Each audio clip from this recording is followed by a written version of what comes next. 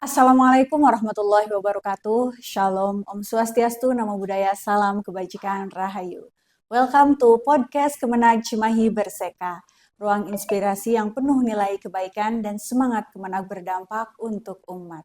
Bersama saya, Nafisa. Dari Kemenag Cimahi suara bermula, cerita baik untuk sesama. Nilai dan karya menyatu di sana. Podcast Berseka hadir dengan makna. Podcast Berseka, suara yang berdampak, menyapa hangat, menyalakan semangat. Dari Kemenag Cimahi, Kemenag Cimahi Para wargi Kemenag Cimahi, pendidikan agama Islam seringkali dianggap hanya sebatas nilai raport. Padahal tujuan dari pendidikan Islam jauh lebih besar, membentuk akhlak, membentuk karakter, dan menciptakan lingkungan yang baik di masyarakat dengan karakternya yang dididik secara Islam. Nah, saat ini kita sudah kedatangan narasumber dan kita akan berbincang terkait dengan makna pendidikan Islam. Telah hadir bersama saya Kepala Seksi Pakis Kemenag Kota Cimahi. Beliau adalah Dr. Andes Haji Nur Mauludin MPD. Mari kita sambut bersama. Assalamualaikum Bapak. Waalaikumsalam warahmatullahi wabarakatuh. Bapak gimana Mas. kabarnya? Alhamdulillah sehat walafiat. Alhamdulillah. Semangat ya Pak ya? Semangat, bismillah. Semangat. Meskipun sekarang musim penghujan nih.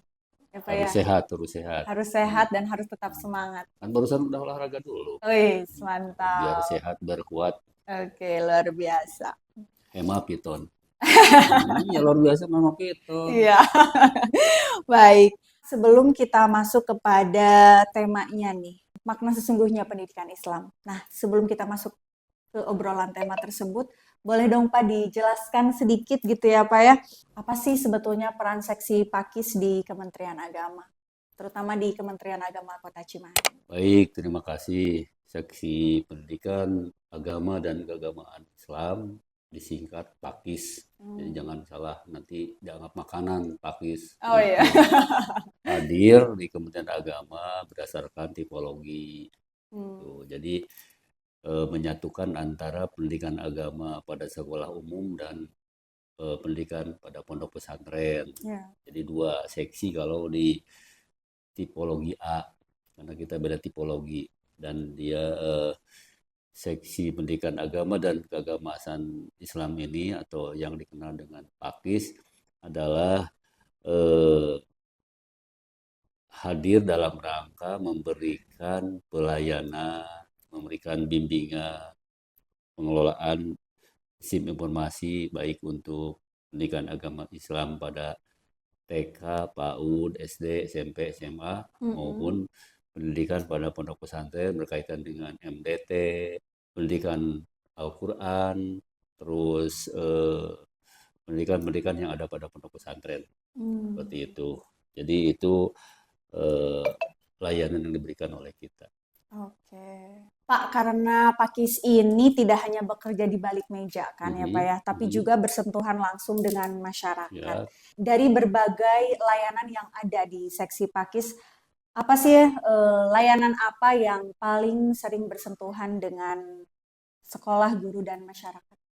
Baik, berkaitan dengan layanan hubungan dengan masyarakat, itu banyak, terutama mereka ingin membuat semacam ICOB, pesantren, Islam Dinia, IJOB itu singkatannya apa Pak? izin operasional, Baik. pembukaan lembaga pondok pesantren, lembaga madrasah diniyah takmiliyah, lembaga pendidikan Al-Quran. Itu masyarakat pasti membutuhkan, dan mereka tokoh-tokoh masyarakat yang paling tidak membantu kita juga dalam rangka memberikan pendidikan agama pada masyarakat, penguatan agama lah, penguatan berkaitan dengan benteng pertahanan gitu ya, Husnul Hasin.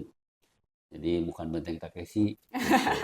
Ya, guru-guru itu berkaitan dengan guru itu oleh kita ada kewajiban semacam penguatan atau reassessment berkaitan dengan kurikulum agama itu. Jadi konten di kita, tambah lagi dengan mereka itu guru-guru agama itu oleh Kementerian Agama diberikan reward gitu, penghargaan, yaitu diberi tunjangan sertifikasi oleh Oh, kita. Jadi baik. tidak hanya dapat gaji saja, tapi dia diberikan reward oleh Kementerian Agama gitu. Luar Jadi biasa. insya Allah lah, tinggal semangatnya lah gitu Tinggal gurunya semangatnya ya untuk Pak ya. membangun pendidikan yang berkualitas begitu. Oke, Ya oke. Neng. Ya, sepakat Pak. Nah Pak, tadi ngomongin IJOP nih, izin operasional gitu ya Nah, Pak ya. Karena memang kan Cimahi ini meskipun kota yang kecil, ternyata banyak juga ya tokoh agama, tokoh masyarakat yang terbuka gitu ya untuk mendaftarkan lembaganya di Pakis ini, Pakis Kemenag. Nah, kira-kira Pak, apa sih persyaratan IJOP, pembuatan izin operasional secara keseluruhan itu apa sih Pak? Apa aja? Kementerian Agama melalui Seksi Pakis memberikan layanan yang sangat mudah sekali Luar kepada biasa. masyarakat. Tidak Mm-mm. perlu harus repot-repot Mm-mm. karena sudah tinggal buka aja di bawah Google itu ada Mm-mm. aplikasi itu. Kalau misalkan masyarakat diberikan kemudahan akses untuk pendirian pondok pesantren, pertama buat akun. Setelah buat Mm-mm. akun tinggal buka aplikasi Citren, Sistem Informasi Pesantren. Itu tinggal dibaca di sana, itu akan memudahkan untuk pembuatan izin operasional. Oke, Nanti oke. kita dibantu oleh kita di Kemenag berkaitan dengan verifikasi supervisinya gitu. Oke, Untuk oke. semua sama, untuk dunia maupun untuk lembaga pendidikan Al-Quran. Untuk LPQ ada SIPDAR, LPQ ada pendaftarannya. SIPDAR. SIPDAR Apa itu. tuh Pak singkatan SIPDAR? SIPDAR itu Sistem Informasi Pendirian itu lembaga pendidikan Quran. Oh, Citren Sistem Informasi Pesantren, terus LPQ itu adalah dengan SIPDAR pendaftaran LPQ, dan untuk yang lainnya misalkan untuk bantuan ada SIMBA, Sistem Informasi Bantuan. Semuanya sudah ada oke. di aplikasi, tinggal dibuka di Google. Kita lanjut kepada pembahasan inti. Ya. Selama ini masih ada anggapan masyarakat Mhm. bahwa pendidikan agama cukup diukur dengan nilai raport. Jadi kalau nilai raportnya udah bagus ya udah gitu. Nah, menurut Bapak apa sih sebetulnya esensi pendidikan agama Islam di sekolah selain sekedar nilai raport? Sebetulnya pendidikan agama Islam ini adalah termasuk penguatan agama, penanaman agama, dan sangat penting sekali, urgen sekali. Kalau mau tahu, karena apa? Karena pendidikan agama ini akan menjadikan modal mereka untuk punya dasar keimanan, dasar agama yang kuat, Ya. untuk mereka nanti hidup dalam lingkungan masyarakat. Kan agama ini tidak agama kacau dalam bahasa Sengketa, supaya mereka akan tunduk dan patuh kepada aturan-aturan agama. Dan kita memang merasa bukan pesimis ya, tapi kita merasa was-was ya, karena pendidikan agama cuma 2 jam sampai 3 jam, sementara mereka perilaku kehidupan anak-anak ini dengan pengaruh internet, pengaruh gadget dan sebagainya itu hampir 24 jam. Ya. Makanya perlu penguatan pendidikan agama yang lebih banyak lagi. Salah satunya adalah di sekolah agama ada MDT, ada lembaga pendidikan Al-Quran dan sebagainya. Harus gitu, wajibul kudu lah. Gitu. Gitu. Penguatan agama tidak hanya sebatas di sekolah yang 2 jam, 3 jam, tapi bisa ke pondok pesantren atau kepada madrasah diniyah ataupun juga kepada LPQ. Baik, baik. Nah, Pak, di era digital saat ini, apa sih sebetulnya tantangan terbesar guru pendidikan agama Islam dalam membentuk karakter dan akhlak peserta didik? Itu tantangan di era digital ini, mereka akan lebih tahu lebih dulu daripada gurunya kalau gurunya malas, dan apalagi gurunya kalau tidak paham kaitan dengan teknologi, itu jadwal, itu jadi persoalan. Cuman paling tidak kita mah hanya ada kewajiban untuk mengingatkan, ada kewajiban untuk membimbing, mengarahkan. Kaitan dengan era digital ini adalah kita tidak perlu sebebas-bebasnya, tapi kita harus tetap ada benteng pertahanan Kembali lagi, agama itu akan menjadi benteng pertahanan ketika kita dipengaruhi oleh sangat luasnya informasi Betul. yang diterima. Jadi kita harus bisa nanti mengcover, bisa memilih mana yang baik.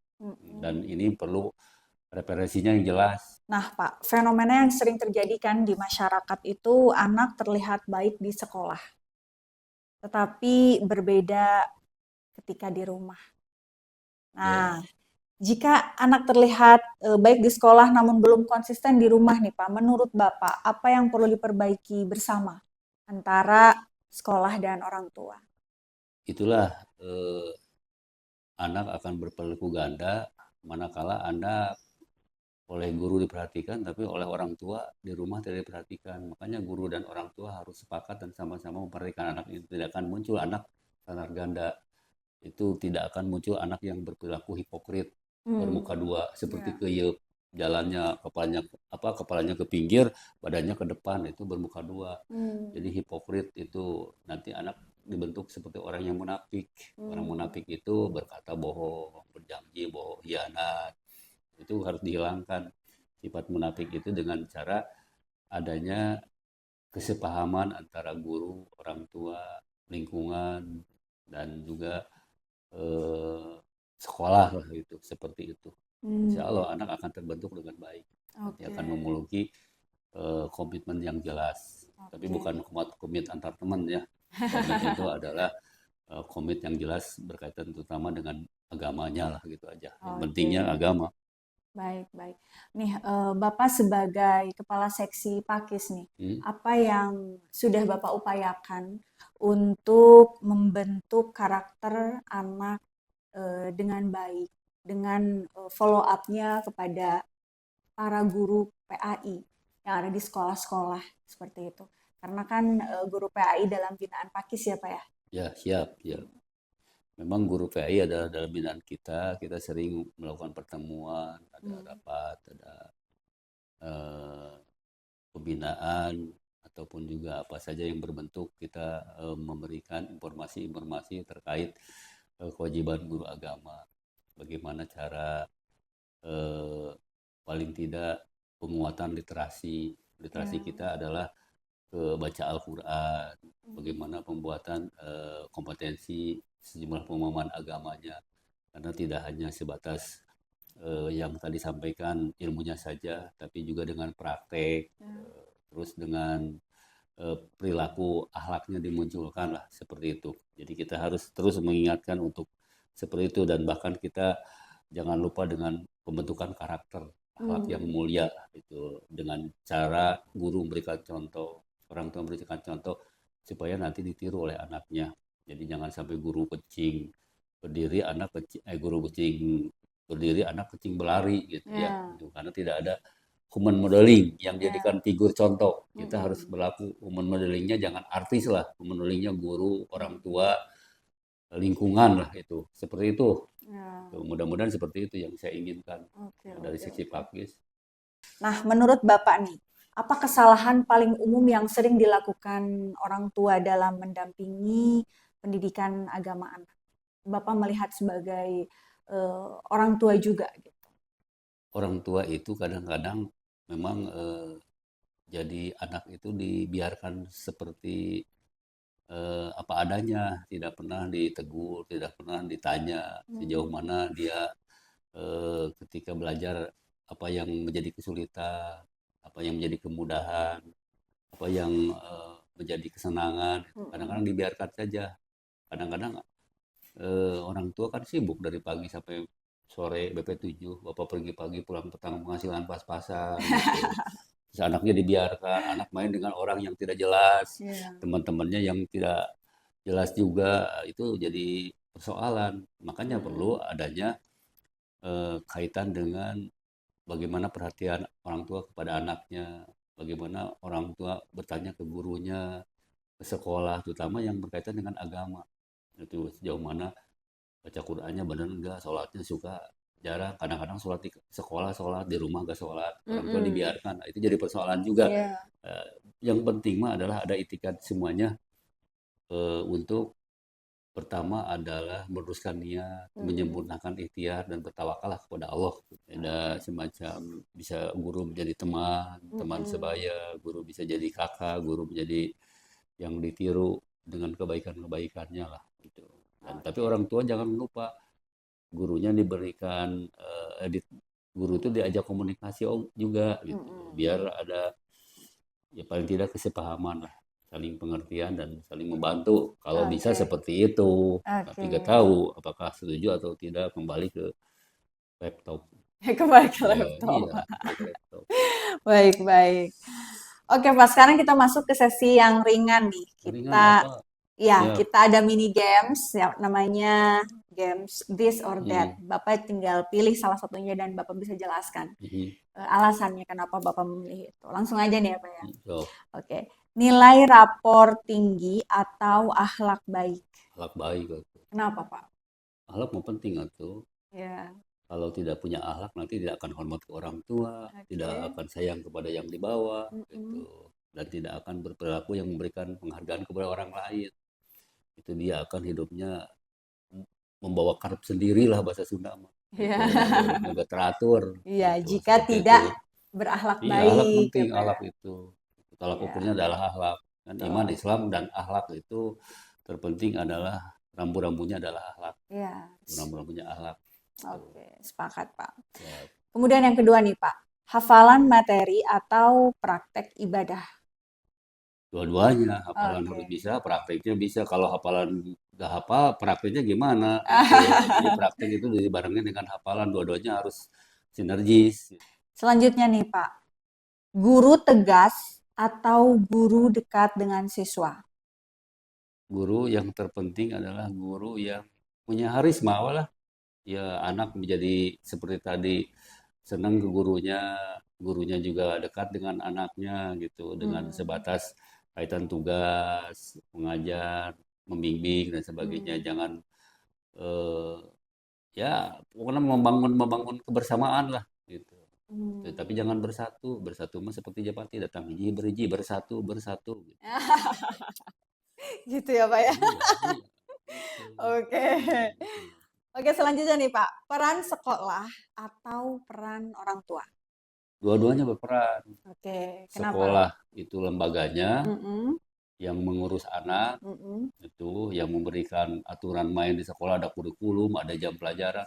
Orang tua yang mengukur sejauh mana kurikulum yang diajarkan itu bisa enggak diukur dengan nilai, tapi dengan nilai saja, tapi dengan perilaku anaknya itu. Ketahuan anak nilainya bagus, tapi anaknya jelek pasti tidak akan menghormat ke orang tuanya juga. oke. Jadi dua-duanya harus Dua-duanya peran harus. berperan, peran penting. Oke. Terakhir nih, Pak. Aturan ketat atau keteladanan. Aturan harus ada karena Ya, regulasi itu akan menjadikan semacam acuan. sabuk apa jadi semacam aturan ini kan untuk kalau ada aturan kan orang takut Mm-mm. itu kalau tidak ada aturan mereka akan sewenang-wenang nyerang bebas itu Ya, aturan harus kuat aturan kuat terus itunya juga keteladanan. keteladanan penting semua harus punya sifat teladan kalau tidak punya sifat teladan akhirnya jadi telatan Jadinya gitu telatan iya gitu ya, jadi Pak ya. telatan ya gitu. Siap.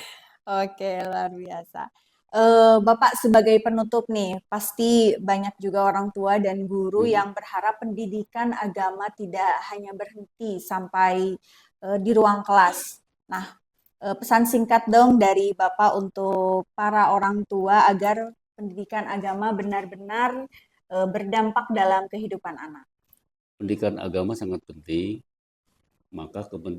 maka orang tua harus paling tidak mencontoh peran Nabi kita Nabi Muhammad SAW.